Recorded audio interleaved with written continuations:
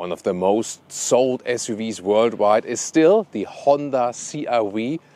Why is that actually? And is it the same, or will it be the same in this new generation here? We're going to find out with Thomas Nautogefühl in 4K, full screen, full length. Let's go here with the front, and I really have to say, I love it. Not only that it's a nice blue color, but look at that front grille. It looks really strong and almost kind of off-road-ish, whereas more and more SUVs go in the very round direction and streamlined, so to speak. This one with a very cool, strong design here, also with the daytime running light integration. So I love it design-wise. That's also one of the main reasons why people still go for the CR-V. Here in the side profile we can see 4.71 m or 185 inches. It's about 8 centimeters or 3 inches longer than the predecessor, so a little bit longer than before. Wheels here in this case black with 18-inch. You can also get 19-inch wheels. These are in this case then here also winter tires. And once again a very upright design, more focused on the space on the inside, because the second reason why people go for the CR-V is it has like an ideal size. It's not too big, but it's also not too small, and it always has a lot of space on the inside, so also families go for the CR-V. Here in the rear, vertical design of the tail lamps, I think it's also rather a type... Wait a minute. Isn't that... Don't you see like Volvo, you know, like Volvo XC60? Michelle also thought that. Yeah, definitely Volvo design in the rear, right? But I mean, in a good way, you know, isn't it? And here in the lower part, Autogefühl fake exhaust police here. These are pure fake exhaust. Yeah, I think they could have lived without it. By the way, here it says CR-V AWD, so that's an all-wheel drive version. Front plus rear on demand, that's the system. And here it says EHEV, so we'll soon talk about the different engines. But there's one difference already here in the rear, I can tell you, it's the towing. With the inbuilt hybrid, 750 kilograms of towing. With the plug-in hybrid, it's actually double, 1.5 tons. And then again, once again, different for the pure petrol engine that you can get in the US. And you might see that in the front, next to the increased wheelbase. Here you can see wider tracks now. And we'll see in the driving part if this also translates into a better drive. So on the Northern American market, you can get a 1.5-liter turbo, that's like the entry-level engine. And here in European market, you only get here the inbuilt hybrid. That works in a very interesting way, 3 different ways. It can directly power the wheels, the combustion engine. It can drive electric, and also the combustion engine can serve as a generator. So 3 different ways of driving with that one. And then there's also a plug-in hybrid available now, so you can recharge that one externally. The inbuilt hybrid will be the more important engine sales-wise, however. Key fob, nothing special, but also nothing bad at all. Let's check out the door closing sound. It's actually nice and solid. Also here from the panel gaps and so on. Also very massive, this door handle. Then inside of the doors is also a soft touch and also a structure. So that is nicely done. Look at that inlet here, beautiful. Also the handle. Oh, some galvanization also around the window levers. So I like the build quality. Just no felt inside covering here. Yeah, but so far looks really good. Then the steering wheel with real buttons control, and even has some clicking sounds. It's cool. Also straightforward design, heated steering wheel, button on the steering wheel. I love that. And they have this mesh structure here on the dashboard. Here at the air vents, for example, it continues further on to the cockpit, and soft touch also on the top part here with a structure. This looks like really good build quality. The only thing is here in Europe, so these seats are the only ones you can get. It's a mix of leatherette and animal leather, so I'm not sure which part is which one, but that's the only one you can get in Europe now. So far, you could always get the fabric seats as well. You can still get them in the US, and I think they should also offer it as an entry in the European market to be more animal friendly. Then here, this is the version with panoramic roof, but still some headroom left with 189 or 6'2". Yeah, but this is a real panoramic roof still. You can open as well. Wow. It's actually not that loud from the mechanism and opens quite wide. There we go. So I like that. Yeah, CR-V convertible. You can also apply the electric shade to the panoramic roof, by the way, so when it's really, really sunny. Then here the cockpit. Wow, that looks really premium, I have to say. Look at that. Here this mesh structure looks sports car-like. Then once again the soft touch dashboard, and you would start in some base versions, for example on the North American market, in 7-inch with the screen. This is here the 9-inch screen, standard in Europe, and it still has a manual control here with the volume knob. That's cool. See here Apple CarPlay, Android Auto integration, also wireless available, and the Honda menu itself is kept relatively simple, straightforward. Big individual buttons, you cannot do so much, but it's also not necessary. We can, for example, take a look at this power flow meter when we drive the car later on. And if you want to go to the home menu, press the button. Wow, I mean, I really love this straightforward user interface. Continued in the lower part, like this one here. And once again, clicking sounds. Audi goes away from that solution. Honda says, hold my Japanese beer. We're going to go for Audi controls here for the climate unit, also for the fan speed. This feels premium. It looks premium. Yeah, and it also listens to as premium. Seat heating, seat cooling, individual controls. That's what I want to have in a car, this straightforward user interface. In lower part, charging USB-A or USB-C.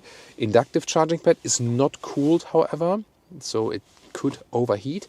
The gear selection is a little bit weird, but then again also not too complicated, because like this you put in the, like this you put in reverse, parking, drive, and for neutral is also possible. Yeah, you get along, and then the driving mode selection is here on the right side. So in the sport mode, if you have an adaptive suspension, the suspension would also get a little bit stiffer. The inbuilt hybrid does not offer that. The plug-in hybrid does offer adaptive suspension. But what you get as standard are frequency adaptive dampers. That means it adapts accordingly to the impact the dampers get. And yeah, BMW sells that as adaptive suspension, where it's not actively adaptive. Yeah, but for Honda here it's standard. Actually quite cool. Then this large middle console here with the leatherette covering. Okay, you can move that one a little bit left and right, but still quite fine from the build quality. A lot of space underneath. That's really good. This interior is so versatile and usable. Here the cup holders, see here, they work well for different sizes. They're also somewhat adaptive. So I'm overall very, very happy with the cockpit here so far. Steering wheel moves in and out, up and down. Also very smooth. No resistance, no rattling sound whatsoever. Ooh, and that power button here lights in red. Digital instruments are very clear to read. And you can also change the content from the steering wheel, what you want to see here. So here with your right thumb, you control the content, and then you can also activate or deactivate the head-up display. Pretty cool here, these hotkeys at the stalk column. So when I press here on the right with my index finger, directly hops to the camera view, and I can also switch through the different camera views. This is here, for example, then right and left wheel, so you don't damage these alloys. And with my left thumb, I can directly hop here to the blind spot monitor view. So when Michel opens his passenger door, there you see this is the passenger side, always showing the blind spot. Rear seats. First of all, look at that. The rear door opens almost 90 degrees. Great for putting child seats in and out. Then also soft touch here in the rear doors on the inside. Great build quality. Again, you can even get seat heating for that. And then when I'm driving as a tall person here, still have enough legroom. So remember, the wheelbase has been increased a little bit. Here the headroom gets a little bit close here with the panoramic roof. Behind is a little bit better then, so there's still space then. If you want more space, then you would not take the panoramic roof. But overall, the offering of space is good. The rear seats are quite high, so once again, good for children actually. And a decent comfort once again. And I'm really amazed by the interior build quality here by Honda. USB-C charging in the lower part. And then we can fold down this. This has no adaptive cup holders though. And what's also interesting is you cannot fold the seats forward or backward, but the seat folding mechanism is cool. So you take this one, then you can adjust the angle, make it more upright, or put it all the way. This is like a way sleeping position, so very rare that we see that. And then when we fold it down completely for the trunk and so on, here, look at that, how the lower seating area goes flat. That's a good mechanism that the whole area then is flatter than for loading things through. Trunk is about 600 liters each or 40 cubic feet. And interesting is that the inbuilt hybrid has a little bit less liter volume than the plug-in hybrid. Soon I'm going to tell you why. This is like the cover here. Then about 1 meter or 40 inches in width. That's good. So we have a full luggage setup for you here. Just to show you as a sample, this is empty. You have that they use all the height. Here, you can see that we have a small step, but it's actually nicely covered. And then we have already 2/3 folded.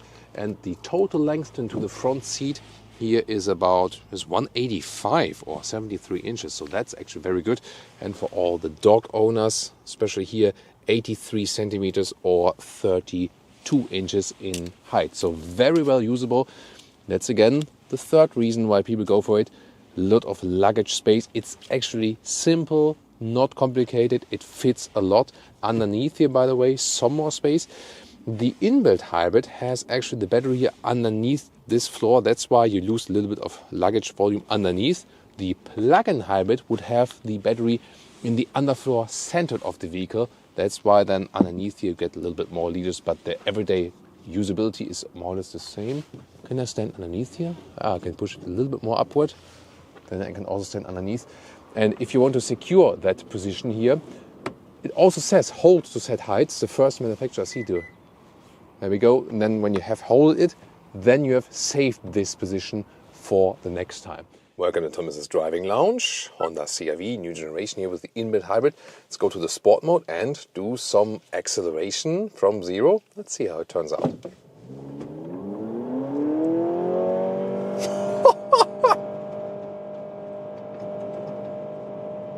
Plop, that's 90. And I wasn't, like screaming at the like the acceleration, but more. I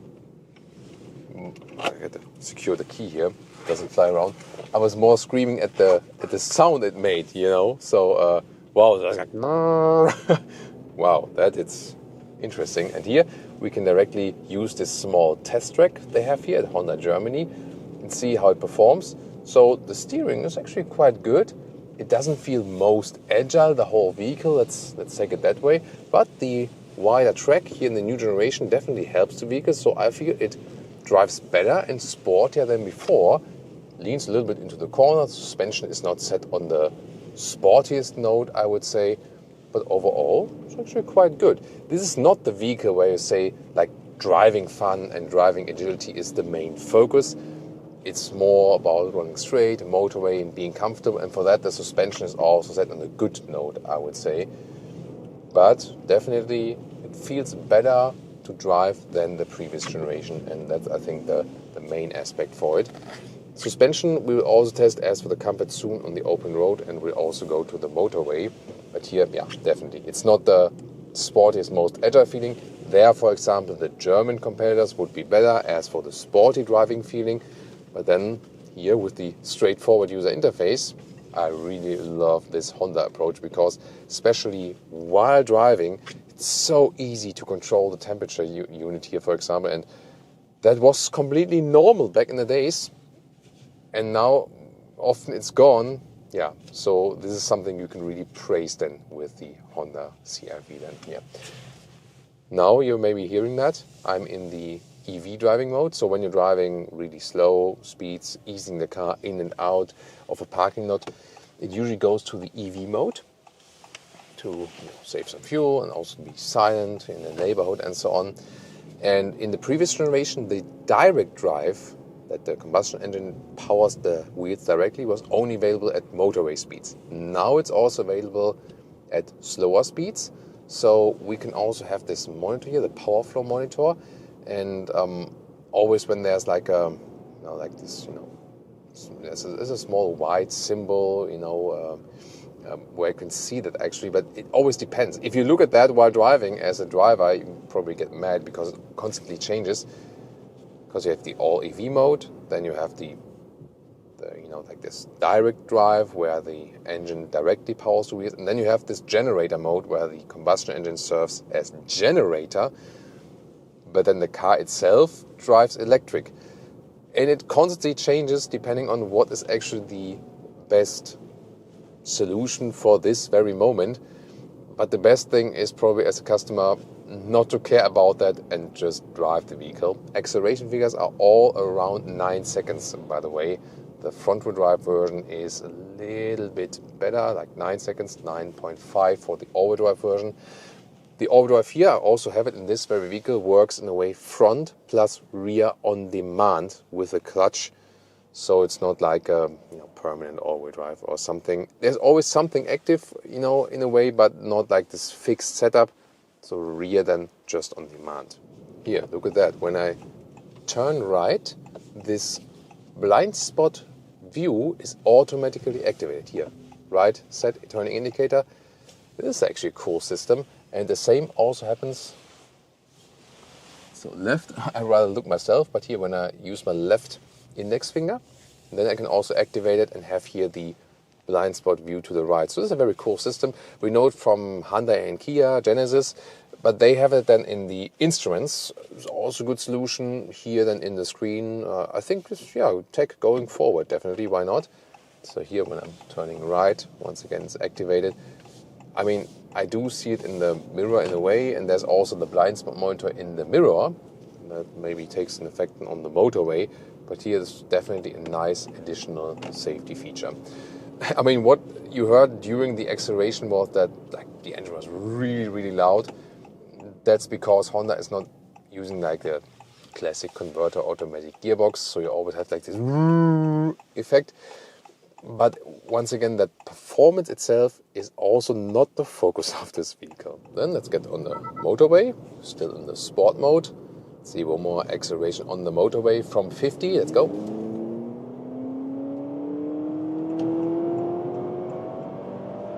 100. 120. 130. Wow. I mean, it's okay. I mean, this is actually sufficient. And the engine sounds like a sports car, doesn't it? Yeah, that's really cool. Here now at higher speeds, 130 kilometers an hour, so like 80 miles an hour. It is actually quite loud as for the wind noise, so that's not the best, I would say. So it could be more silent at higher speeds. Of course, in most countries you won't have really high motorway speeds, but 130 is definitely a speed where it should be more silent. Here now, there we see the small symbol here. And when we see that small symbol here, that means that this direct drive is active. So at the moment I'm keeping constant speed, and now the combustion engine is directly powering the wheels. When I go off the throttle, there it disappears, and then I have recuperation, so I get energy back to the battery. And then when I'm on the throttle, then the direct drive is activated once again. When I'm accelerating harder, let's see, then it disappears, because then when I'm in hard acceleration, the electric motor is active and the combustion engine serves as generator.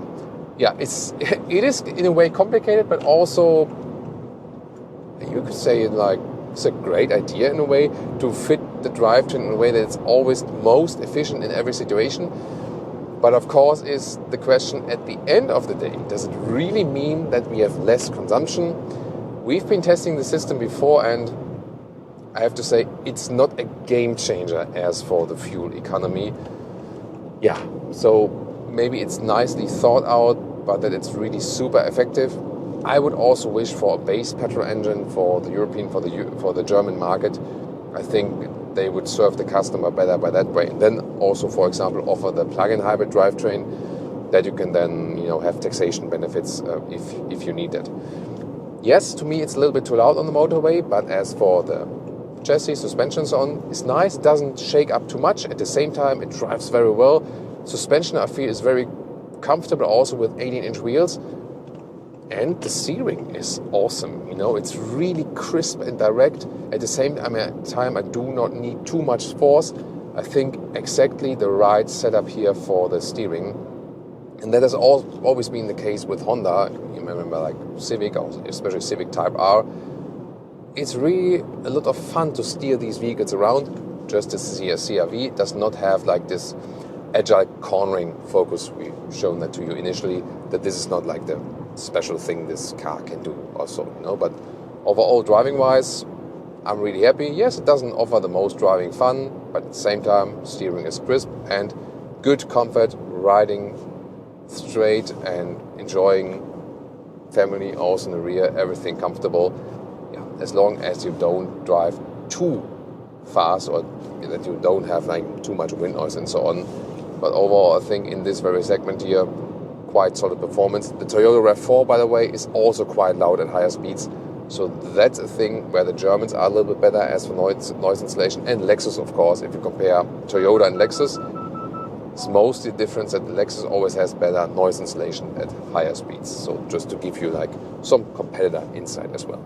Well, the last reason why the Honda CR-V works that well internationally is the low price. So you get it in the North American market for around $30,000 and it offers so much for the price. So the price performance is excellent. And also Honda usually scores quite good reliability rankings. Then again, that's the one thing I criticize today, is in Europe they go more for this high trim strategy now. So in Germany it starts at 49,000 euros as the inbuilt hybrid and even more, around 60,000 euros for the plug-in hybrid. Always high trim on the inside, no fabric seats, always animal skin share and so on.